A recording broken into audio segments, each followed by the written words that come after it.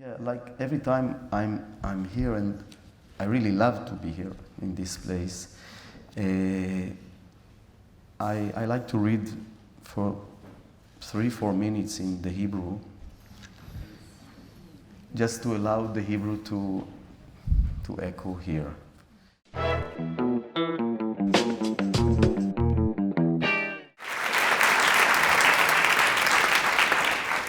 Shalom, and thank you, John, for the beautiful things you have said about me. Do you hear me? Yes. Yeah. No, so, and in the meantime, if one can lower the lights, I'm willing to confess everything without any torment. Okay. I will read some pages from the beginning of Falling Out of Time in the wonderful translation of Jessica Cohen. Town Chronicler. As they sit eating dinner, the man's face suddenly turns. He thrusts his plate away, knives and forks clang.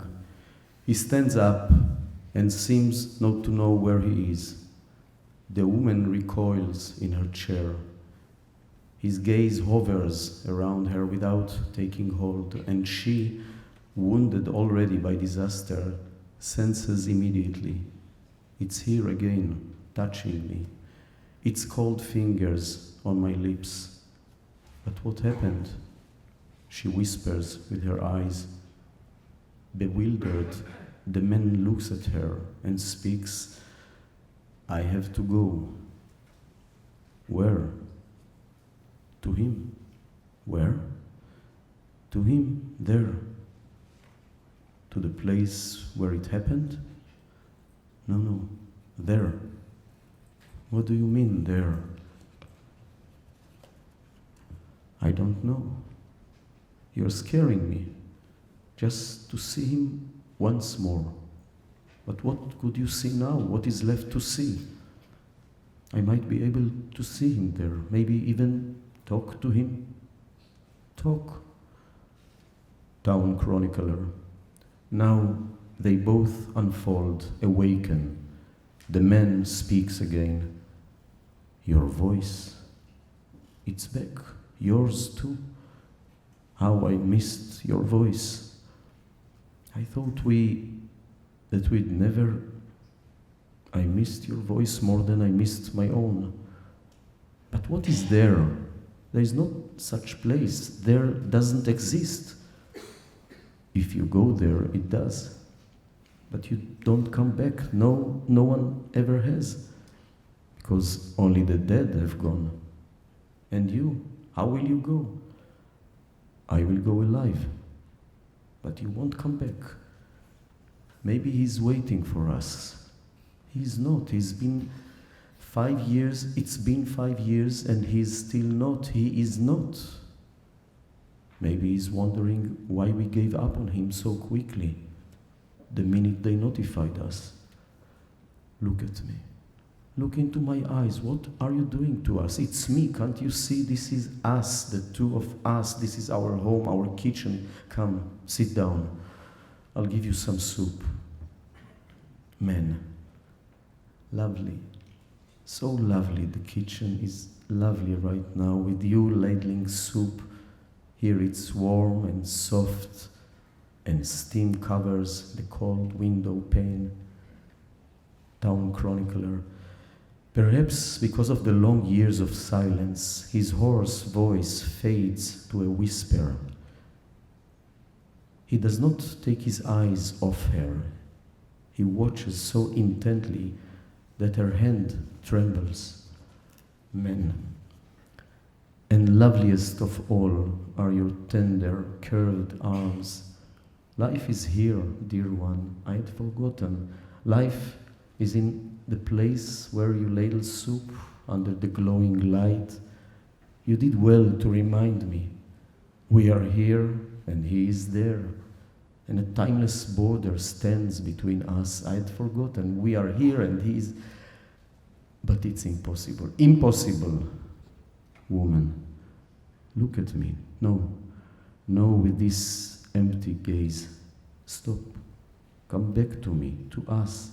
It's so easy to forsake us and these light and tender arms, and the thought that we have come back to life and that time nonetheless places, thin, compresses. Man, no, this is impossible.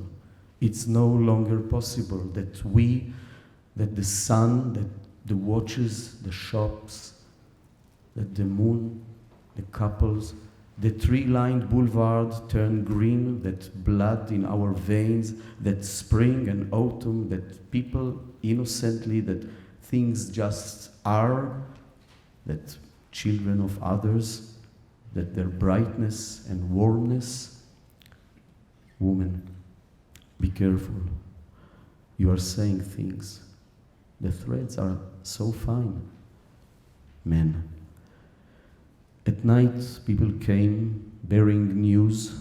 They walked a long way, quietly grave, and perhaps as they did so, they stole a taste, a lick. With a child's wonder, they learned that they could hold death in their mouths like sweets made of poison, to which they are miraculously immune.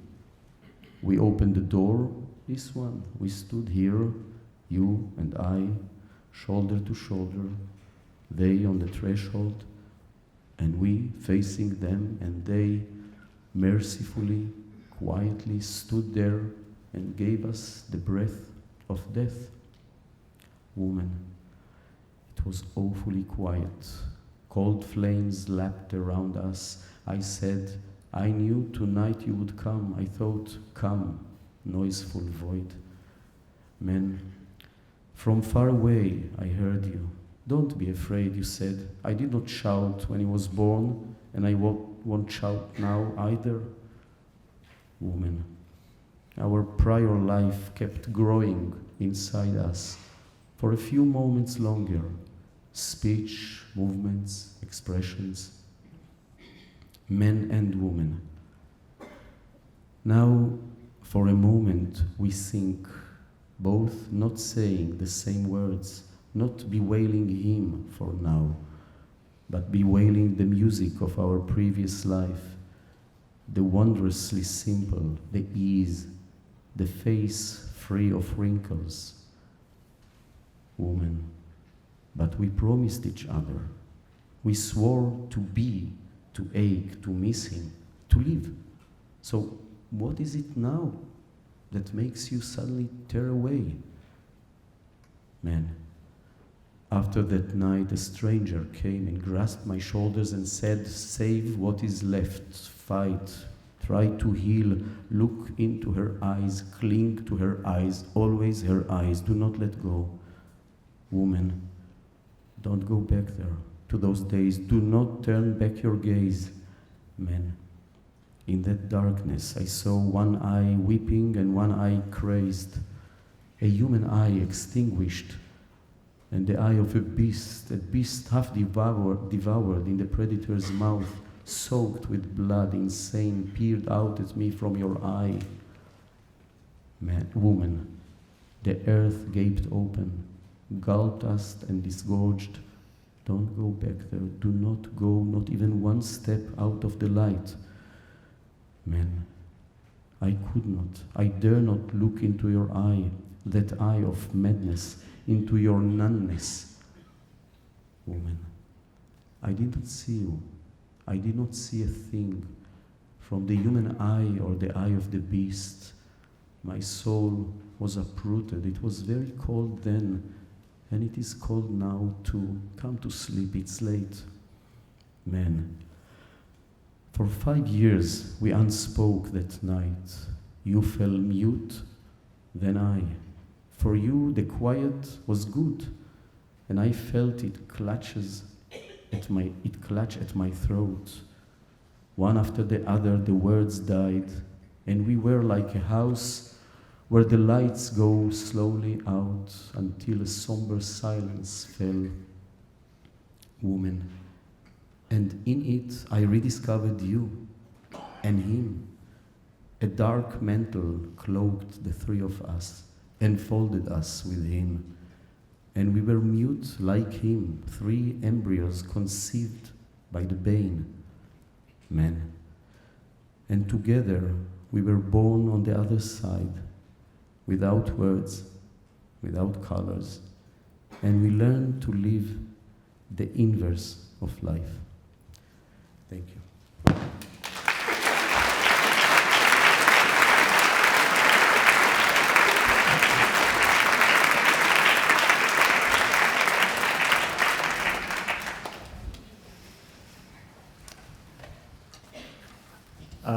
First, let me just say how happy and honored I am to be here with David. And also to say that we talked a little before, and I think it was David's thought and mine too, that this would probably not be much of a discussion about politics, that this book is not that sort of book. So we're going to hew more towards the world of the book, I think, than maybe the world outside. And I wanted to ask you, this book is so different from everything else you've written. At the same time, it bears a very powerful connection with To the End of the Land in certain ways. And I wanted to ask you a sort of series of questions, I guess, that really are about the making of this book, how it came to be, and how it surprised you along the way. But maybe to go back first, To the End of the Land was published in Israel in 2008, and then you began this in 2009. And I'm just wondering, publishing To the End of the Land is not like publishing any book under the circumstances, and how you came through that and out of that, and how you found your way into the writing and making of Falling Out of Time.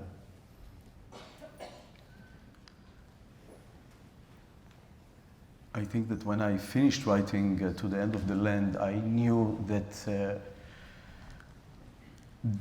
this is the book that I want to write now. I think that writers, and I guess that there are some writers here in the audience, they know that when they choose a topic, it's not only what story they are going to tell, but what life they are going to have in the next 2, 3, or 5 years sometimes, because writing is such a total experience that this is your environment, and the characters are your neighbors or your spouse sometimes, and all the world outside turns to be like a kind of a hermetic system of what you are writing. And I knew, since To the End of the Land is a book that tells about the fear of losing a son, a fear that is quite familiar to so many in Israel. And I felt that now, since I experienced myself such a loss, that I have to do something with that. And you, in your preface, you mentioned it, that in the beginning I felt that it's impossible to talk about it. You know, the first urge is to do something totally physical, or to scream, or I don't know what. I don't feel like talking about it. And then gradually I started to feel that I need words in order to understand what happened. I need words in order to touch it as much as I can. I need to avoid the usual cliches with which people are speaking about grief. We are almost doomed to speak about extreme emotions, let it be emotions of pleasure or of pain. We are quite narrow in the way we can articulate it. And I was in a situation that I could not have taken cliches. You know, it's such a situation you want to use words that are totally tuned to what you feel. And then I started writing it. Now I really had no idea what form it's going to have. I just knew that I have to, to put myself in the place where I'm writing, in this room, and to wait until it will come. Very soon after the beginning of the writing, I understood that it should be written in some form of a poem, of poems. Don't ask me why. It was quite an intuitive choice. I can explain it now, a posteriori, but it will be... The very first writings you were doing, were they in the form of poetry? No, the very first were in prose, and then suddenly I started to feel that what really suit me in this story that I want to tell is the poetic form, or also a form of a play. It's a little theatrical play. I guess I needed the refinement of poetry. I think also prose should be very refined and accurate. Yes, don't get me wrong, but there is something in poetry which is, it leaves some more space. And I even, in the book that I'm writing now, which is written in prose, I felt in the beginning it was hard for me to go back to write prose, because once I was spoiled by this preciseness of poetry, I suddenly felt that prose is clumsy even and too linear. I got over it, but it took me some time, and then when I started to feel this accuracy or preciseness, that through poetry I touch the places that I really want to touch, that beforehand did not have a name, and now they have a name or a feeling or an air of a feeling.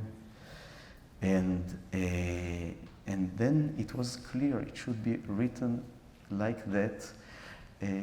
Also, I think, you can write prose, you can choose sometimes the distance of you as a storyteller. You can write from this point of view or the other point of view. Poetry is always, always very, very personal, very, very from first person told. It also, as you said, it's the art closest to silence. And that's my wife said. Oh, really? We will bring Michael into the room. This book has a very powerful relationship with silence, and I wonder, as you were creating the landscape of this village, these people, and as they walk and journey through this place, it's a place very different. It's not recognizably any landscape that you've written about before. The diction ranges across many different registers. I'm wondering how you came to that world, whether it was you mapped it, you knew it was a world you were going to map, or it's something, whether you were surprised to find yourself mapping a world like that. Usually I wrote all my books, actually, until this book, were deeply rooted in Israel and in a reality that was very clear and even familiar for most readers. And here I felt I do not need it and I don't want it. Maybe it had to do also with my need to remote it from my own self, and just to talk about this universal experience of a loss, not only of a child, but of every loss, because the book is a journey to understand the very remote place where life touches death. This is it. And to find words to talk about it. This is the main thing. To be able to get as far as we can to this place and to find words to talk about it, and then to go back to our life. This was also, of course, almost existentially important for me. And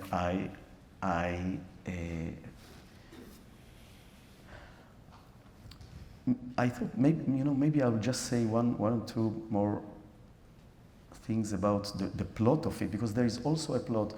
This man and woman who stopped speaking for 5 years after the death of their son, they have very warm and loving relationship, but suddenly he has to go, as I read.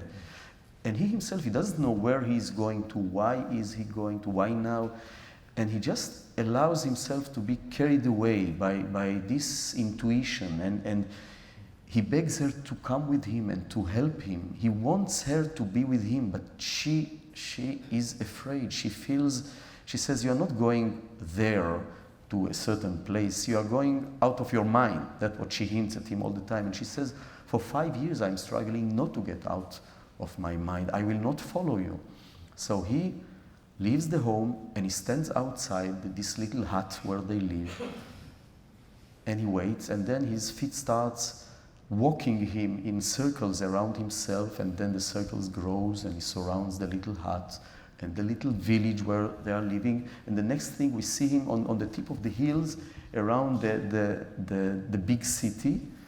And his walk, his pointless walk, or maybe magical walk, I don't know, this walk like I don't know, like, well, in the Bible there is the story about the children of Israel who surrounded the walls of Jericho 7 times until they fell, the walls fell. Maybe I had something of that in the back of my mind, but this walk starts to create a kind of attraction, and people who are in the same position, the same predicament, like this walker are within the city, they start to be magneted to him. They are uprooted from their life, from kitchens and bedrooms, and even from the palace. Even the duke comes to him, and they start to follow him. And in the beginning, they don't have words. Each and every one of them does not have words to articulate what they have experienced. But then, because of the walk, I think, because of the ability even to move again, because a catastrophe has the ability to fossilize you, to paralyze you. And I think that this movement allowed them, and maybe allowed even the writer, to start moving, not to be nailed to the place where catastrophe tries to trap you in, and not to allow to be defined by the catastrophe. When you are able to move, when this motion creates emotions, and suddenly inner tunnels that have been blocked by sorrow, by fear to confront what has happened, by lacking words to talk about it, suddenly they are opened, and there is this ability, to be again inside your life. Because if you do not talk about it, if you do not allow yourself to feel it, you are not into your life. You die as well. But it's so hard and so terrifying to get there. There's a character who has struck me from the very beginning, the centaur in the book, who is a writer, and half man, half desk for much of the half book. Writer, half writer, half desk, yes, which rang a bell for many of us. But I was so struck by his ferocious, lacerating, self-lacerating ambivalence toward language. The town chronicler who comes asking questions, and he's furious at him. The idea saying, you want me to give up the goods, almost, so that we can say who my child was. And yet at the end, he too makes his way and is called. And I don't want to ruin anything, but at the same time, the ending of this There's gets... no spoiler. I was going to say, it's tell everything. Yeah. It's not Homeland. But the end, the centaurs has the last words, and he says, "Yet still it breaks my heart, my son, to think that that one could, that I have found the words." And we were talking earlier, and you said that everything you've written, in a way, has been about trying to find the words. And, I wonder what it was about writing this book that surprised you the most? Surprised. Well, I think maybe what you just now read, That's I where wrote it. Yeah, that I wrote it. Because all the time there is this ambivalence. How dare we write something about such an event, and on the other hand, how dare we not write about it?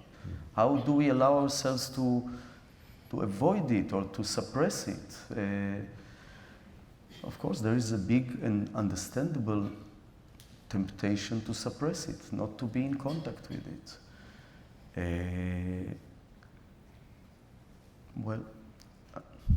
I don't believe in escapism. Yeah. I must say, I tell you, I think I understand things only through writing about them.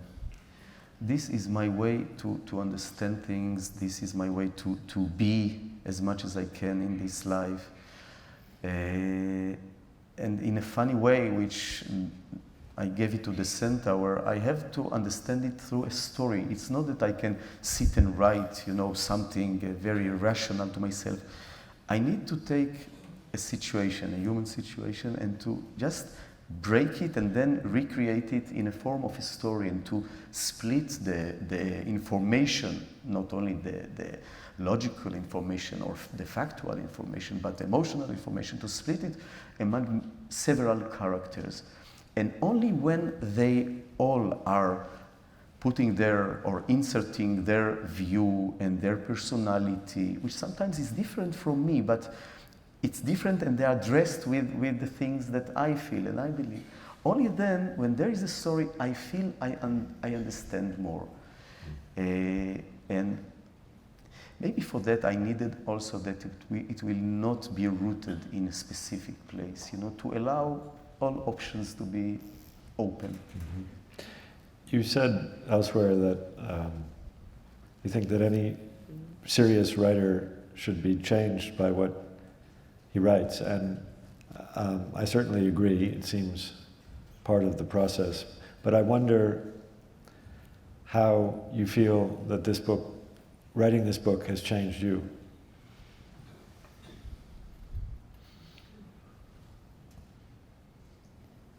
Mm. Yeah, I know.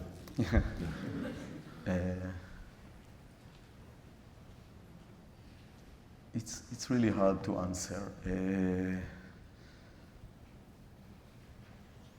I think I know today more about writing than I knew before, about the role of writing in my life. I'm not talking at all about the quality of my books, but about the place of writing as a revitalizing power in my life. And as probably my only way to, as I said, to understand things and to be within these things, not to avoid them and not to escape from them. And this is something that I think I knew before, but not with such intensity. I think that almost in all my books, I wrote about an individual facing a kind of an outer arbitrariness. I think of my first novel, The Smile of the Lamb, was about the occupation, the Israeli occupation of the Palestinians. There is, of course, arbitrary there. There is another level, totally different, of arbitrariness that I dealt with in Sea Under Love, the arbitrariness of the Nazi way of thinking. There is an arbitrariness of the body on our soul in the Book of Intimate Grammar, and so on. So each time I think I was drawn to understand what happens to the individual when he's confronted with this faceless arbitrariness that has the power to crush him and to control everything in him. And how do we survive, and not only survive, how do we maintain our uniqueness in a situation that primarily is meant to obliterate our uniqueness? What one does in order to remain oneself in such extreme predicaments. And I found out that even by writing about it, of course I didn't think, I cannot change reality, of course.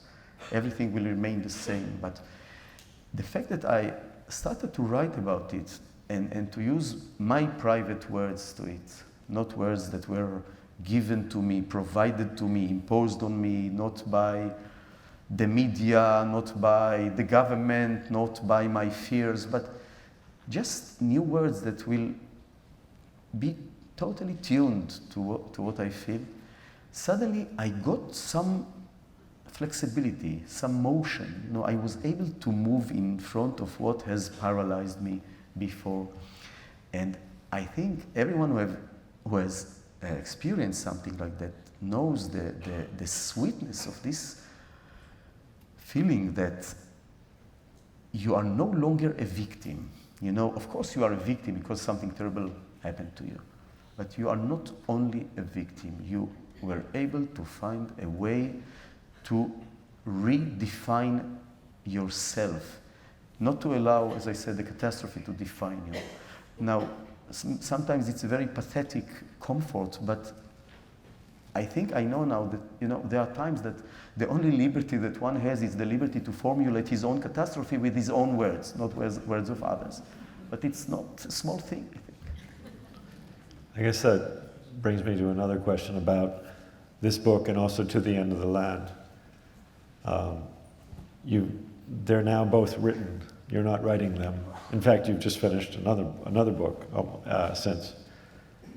But I wonder what it has felt like to leave those two books behind. And I don't know whether you feel that together in some way they constitute something linked, something distinct in your writing life. And if so, whether having finished them, what that feels like, and whether, a mixture, I'm sure, of different feelings, but I'm wondering if you see it that way, if it's the end of a particular period in your writing life. The book I'm finishing now, you are much more courageous than me. I cannot say I finished it. I'm still working on it. I'm full of optimism for other writers. Yeah. Is totally different from these two, and yet I think there are some common threads and some things that interest me and even haunt me, and they were written by the same person, so inevitably there are many similarities. You asked, it's a very difficult question to answer, because as the math teacher says in the book, it's the greatest fact of my life, the loss of his son. And of course, this is me now, this is part of my life, and I guess that all my life I will look for ways to understand and to be in contact with it.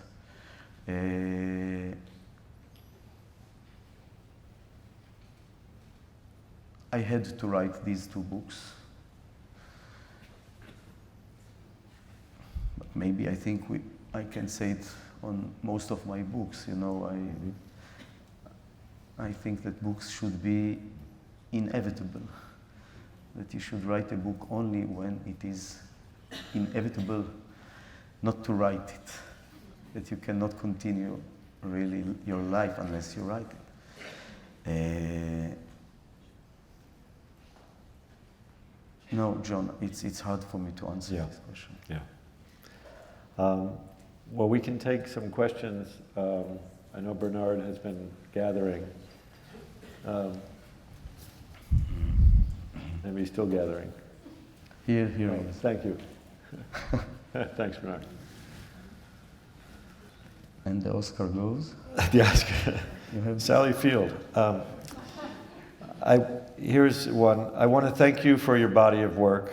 I especially admire your exploration of the soul-destroying qualities of the desire for revenge in writing in the dark. From where do you get the strength to resist revenge? Laura Winters. Yeah.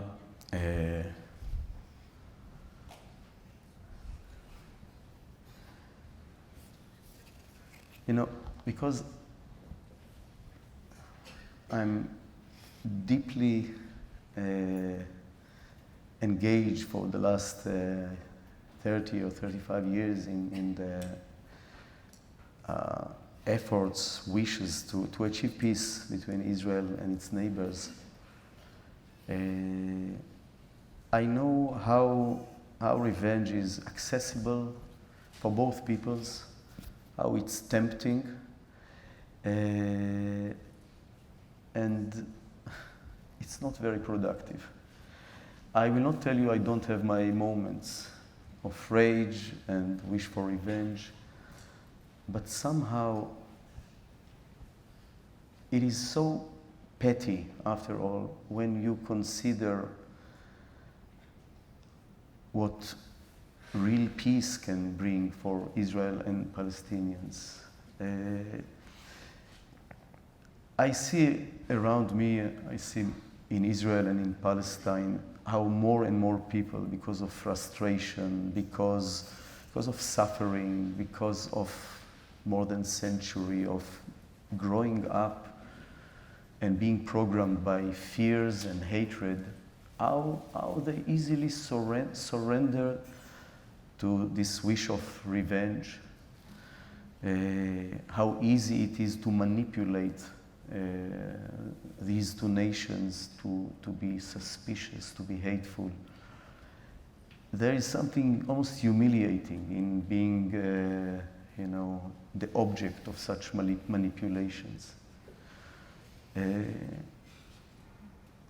No, I'm just not there. I'm just not there. It's really pointless. Was there a time in your life when you were there? Yes, of course. Of course. Soon after we experienced what happened, of course, it's natural. You feel all the range of emotions, including the will to revenge. Really, I mean, if you compare it to the great thing that can be achieved if we shall be courageous enough to go over our natural, sometimes, urges of revenge and of our hatred to each other. Each side in this conflict provided the other with many reasons to hate and to take revenge. But this leads us to lives that are so narrow and so limited. And, well, actually, it's not really life. You know, it is not really a life that we could have there. Life can suggest so much more than what we have there. And since I insist on reminding myself what life can really be, and I do not surrender to the illusion that what we have now is life. It's very hectic, it's very vibrant. Everyone who comes to Israel can feel the vitality and the emotional voltage.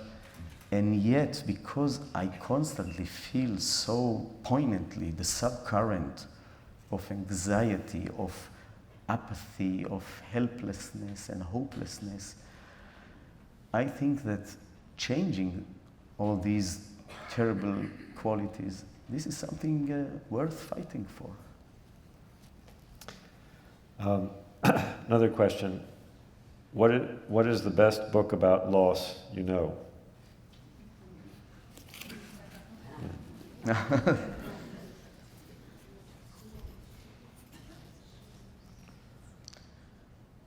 Wow. Yeah. What a question.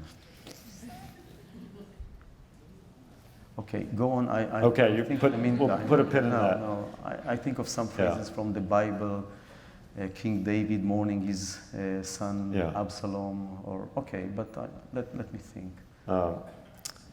Have you ever created a character that unintentionally resembled yourself or someone you knew? All the time. Okay. All right, well, I have another question since... Okay. It's about translation, because we talked about this also. I mean, Jessica Cohen, the translator, I think is just she's just done a magnificent job with this and with To the End of the Land. And I know you know each other very well, and I'm just wondering how that relationship has worked, because it really, it's rare to find that level, I think, of quality in translation that truly expresses the author's art. So wondering whether you work closely together on the translations. Your English is obviously excellent. Yeah, I agree with everything you said about the work of Jessica, and I feel very privileged to have her as my English voice. For this book, I did something that I never did before, and I think I'll start doing it from now on.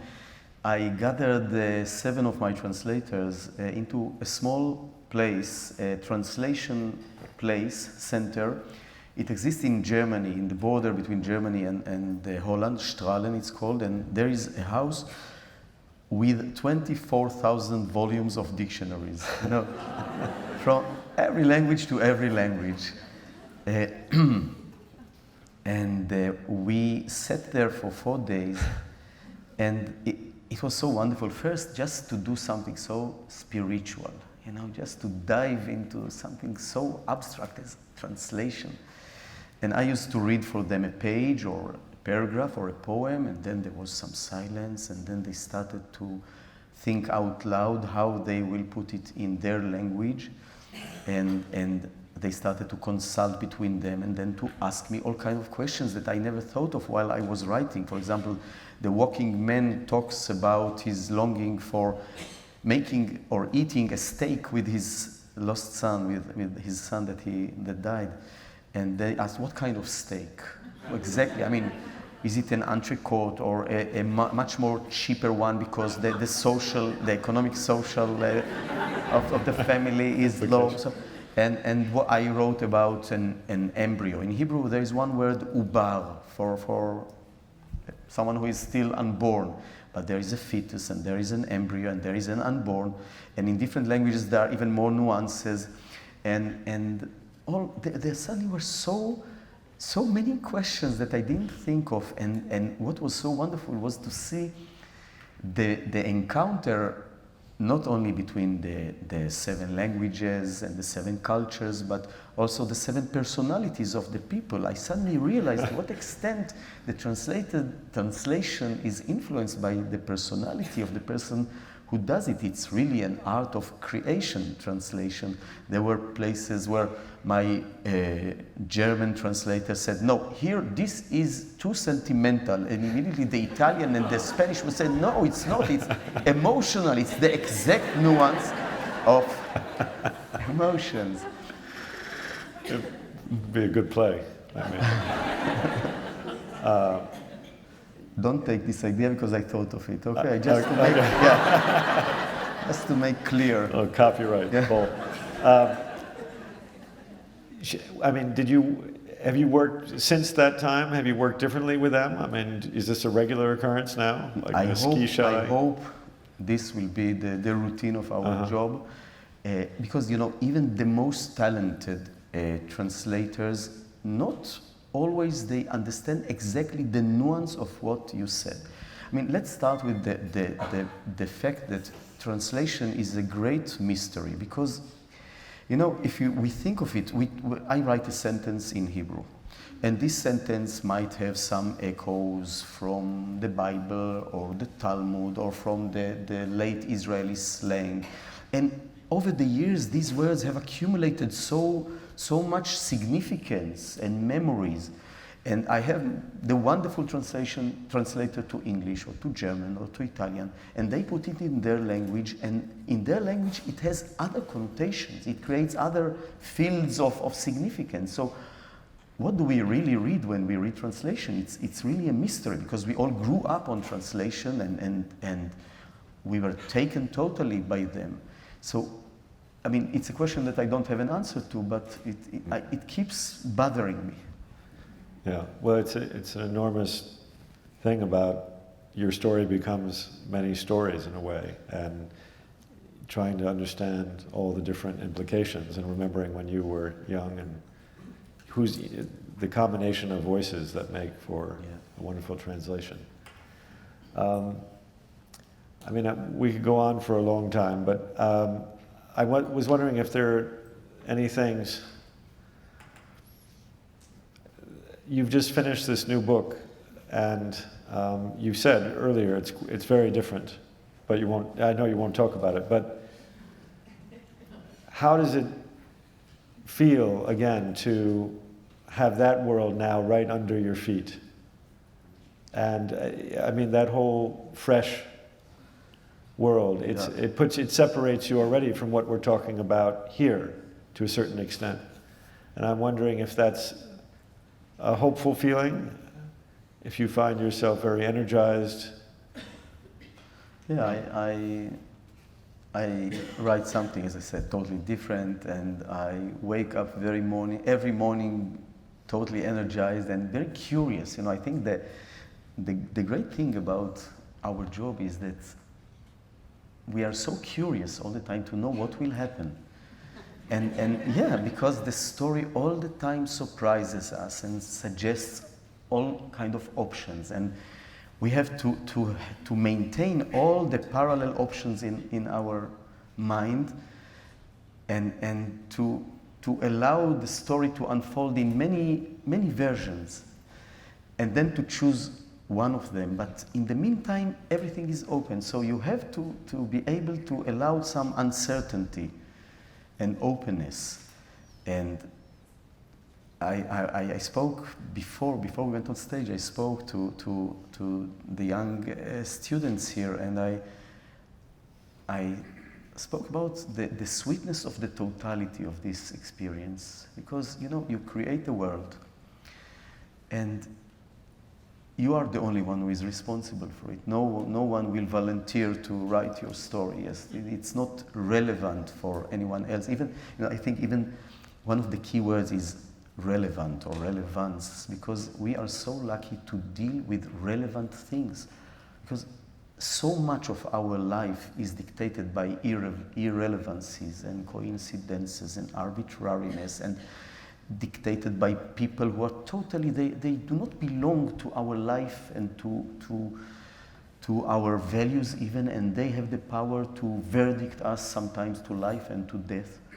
And when you are a writer or an artist, I think you deal with really the most relevant things to yourself. It's such a privilege. And I think, you know, I will say just one more thing about it, about the book. You know, I'm not over it, and I probably will never be. It's not a book to be over.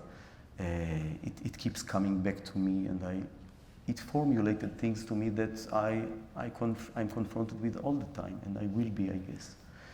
But you asked before what this book, in what sense it surprised me and what it taught me, and I think every serious literature in the end deals with the question of life and death. Basically, it comes down to this encounter, this proximity, this mystery of life and death, life and its loss. And I think we don't know what happens after life. I'm a non-believer. I don't believe that there are afterlife. I cannot take console by this, or comfort by this belief. But I know now, after having written this book, that there is this way, precious way, in which we can get to this envelope, exterior of over there, this border, this wall that I describe in the book, that separates between here and there. And we cannot penetrate it, of course, but maybe we can scratch a little the exteriority of it, and also come back from there to life. This is also important, to be able to touch it and to come back and to live with the wholeness of life. And this way is the way of the art, is the way of writing prose and poetry and music and making movies and theater. This is the way, I think, that for non-believers, and probably also for believers, is maybe the best way to understand these things, because art is probably the only place where things and their loss can coexist. And this is the nature of art. Would you read, we talked about maybe you reading a few minutes from Hebrew. Yeah, I felt, like every time I'm here, and I really love to be here in this place, I like to read for 3-4 minutes in the Hebrew, just to allow the Hebrew to echo here. And I will read to you a poem of the Duke. He sits in his palace in a small place, and he looks and he sees from the window, he sees the walking men walking on the hills around him, and it upsets him, and then gradually he understands that this man can give him the words that he desperately needs. Dukas. I had to apologize before that. I lost my voice, but I thought, this is the book that so many protagonists, they are unable to speak about what happened. So the best way to talk about this book is without a voice. דוכס, השחר, מתוך הלילה הנתעב, מתיאטרון סיוטיו, אני שב ונחלץ ומקבץ את עצמי פיסות פיסות, פסיפס דוכס. הנה ידי הפשוטה אל הלחם, וריחו הטרי וגופו החמים, ולפני כן, עיני לחלון הולכת נמשכת, אל שתי ציפורים בשלולית, אל שחר הולך הכלילי, הבית דוכס התברך, למולך כמו על טס, יום רך ותינוק שעוד לא צמחו לו שיניים. אבל כבר שבוע הרחק בגבעות, גבר כמו תער פתוח הולך וחותך, ראשו בשמיים, וכאן בארמון, בכיתון הפרטי, קומקום שורק והבל קפה, ואני שענן ואיטי ורפה, אין ספק, דוכס למופת. לא. איש לא פונה אור מלילו, עצמות חלולות כולו, הכוח הכובד של האסון. חשבת שאתה מוגן, דוכסון, חשבת שאתה חסין, גדודיך מלוא הארץ פרוסים, 1000 פרשים על 1000 סוסים, ואתה רסיסי חרסים. אבל קם אל יומו, לובש בדממה נשל שמו, מלבה בליבו גחלים עוממות, משכנע בכל כוחו את עצמו, שעוד הוא זוכר איך זה סתם להיות, איך לבהות למשל, איך בוהים, איך בוהה לו אדם לתומו, איך אפשר לו לרגע תמים לשכוח את מה שצרוב, שאסון לו בפנים. בקיצור, מתחזה שכזה, ערמומי, מעמיד פני אחד יומיומי, שעינו אל חלון פתוח נמשכת, שידו פשוטה בתכלית אל הלחם. ובתוך כל זה, פתאום אני נופל, צולל.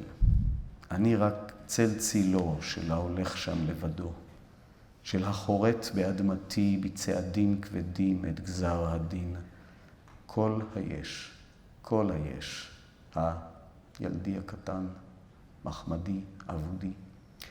כל היש, מעכשיו יהדהד את האין. Thank you.